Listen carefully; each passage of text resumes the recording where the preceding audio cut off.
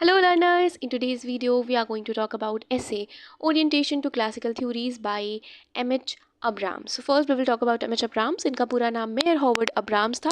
From 1912 to 2015. इनकी nationality है American. इनका प्रोफेशन है literary critic, scholar and teacher. ये प्रोफेसर थे कॉर्नेल यूनिवर्सिटी में.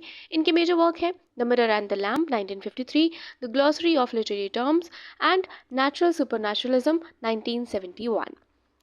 Now let's talk about the text. ये बहुत ही इंपॉर्टेंट क्रिटिकल ऐसे है और ये इनकी famous book the mirror and the lamp जो कि 1953 में पब्लिश हुआ है उसका पार्ट है.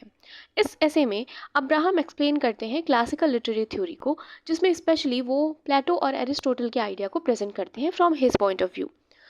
Abraham says that every literary theory focus on one of four elements. Abraham के अकॉर्डिंग हर लिटरेरी थ्योरी जो है वो इन फोर एलिमेंट्स में से किसी एक एलिमेंट पे फोकस करता है. And which are the four element? So the first is universe, second audience, third author and fourth is work.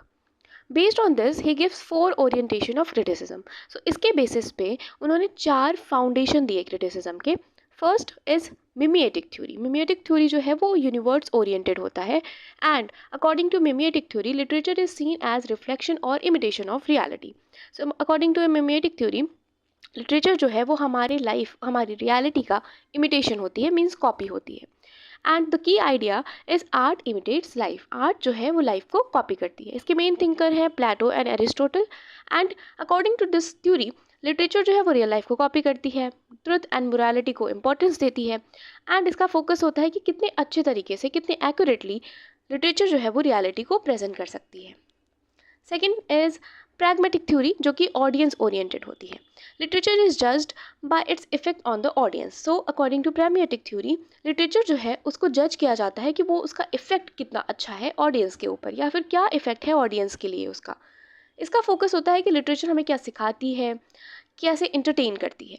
सो की idea is that literature should instruct and delight. तो इस थ्योरी का जो की आइडिया है कि लिटरेचर हमें कितना डिलाइट करती है और कितना इंस्ट्रक्ट करती है, और लिटरेचर का काम ही यही है कि वो हमें इंस्ट्रक्ट करे और डिलाइट करे.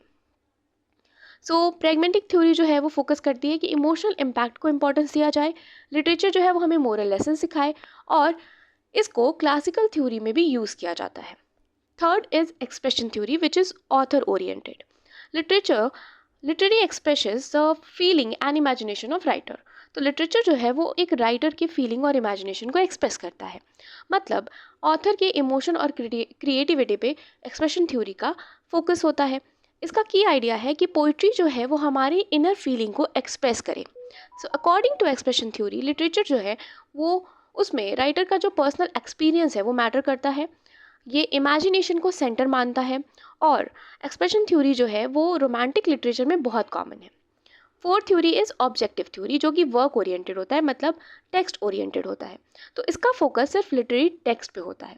और अकॉर्डिंग टू ऑब्जेक्टिव थ्योरी जो टेक्स्ट है वो किसी भी ऑथर या ऑडियंस से ज़्यादा इंपॉर्टेंट है, क्योंकि इनका की आइडिया है कि literature is self oriented object. Literature खुद में ही एक बहुत सेल्फ ओरिएंटेड ऑब्जेक्ट है. तो क्योंकि लिटरेचर जो है वो स्ट्रक्चर, लैंग्वेज और फॉर्म्स को इम्पोर्टेंस देता है. और ये जानने के लिए कि एक लिटरेचर का स्ट्रक्चर, लैंग्वेज और फॉर्म क्या है, इसके लिए हमें ज़रूरत है क्लोज रीडिंग की. Means every line we have to analyse every line of the text. और ये एसोसिएट किया जाता है, और ऑब्जेक्टिव थ्योरी जो है वो एसोसिएट किया जाता है मॉडर्न क्रिटिसिज्म से. Then Abraham explain some classical theories. So first he explains Plato's view of literature. So according to Plato literature is imitation of imitation. क्योंकि प्लेटो ये कहते हैं कि लिटरेचर जो है वो रियलिटी को कॉपी करने के बाद उसको प्रेजेंट करता है, और अकॉर्डिंग टू प्लेटो रियलिटी भी एक आइडल फॉर्म का कॉपी है. तो मतलब लिटरेचर जो है वो ऑलरेडी एक कॉपीड चीज़ को, मतलब रियलिटी जो एक ऑलरेडी कॉपीड चीज़ है उसको रिप्रेजेंट करता है कॉपी करके.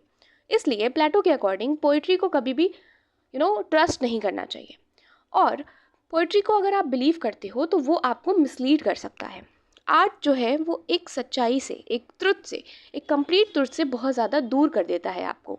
एंड ही ऑल्सो सेज कि पोइट्री जो है वो हमारे इमोशन को दिखाता है, ना कि हमें लॉजिकल रीजनिंग प्रोवाइड करता है. इसलिए प्लेटो कहते हैं कि पोइट्री को, इवन पोइट्स को सोसाइटी से बैन कर देना चाहिए और या फिर उन पर कंट्रोल करना चाहिए. Next he explain the Aristotle's view of literature. Aristotle जो है वो प्लेटो से ज़्यादा पॉजिटिवली लिटरेचर को देखते हैं। वो कहते हैं कि लिटरेचर जो है वो क्रिएटिव इमिटेशन है, मतलब लिटरेचर कॉपी करता है रियलिटी को, बस वो क्रिएटिवली कॉपी करता है। और वो एक आइडिया भी प्रेजेंट करते हैं अपने व्यू में, जो कि है कैथारसिस। कैथारसिस का मतलब होता है emotional purification. Like you are watching a movie about fight of soldiers, और वहाँ पे आप कुछ इमोशनल सीन्स को देख के रोने लगते हो, क्योंकि वहाँ पे आपका इमोशनल प्योरिफिकेशन हो रहा होता है। So poetry is natural to human according to Aristotle. और ट्रेजिडी जो है वो हमारे अंदर पिटी और फियर इमोशंस को डेवलप करती है, और लिटरेचर जो है उसका भी एक स्ट्रक्चर होता है। So this is all about the essay Orientation to Classical Theory by M.H. Abrams. If you have any query about this topic or any other topic, you can comment below, and have a nice day.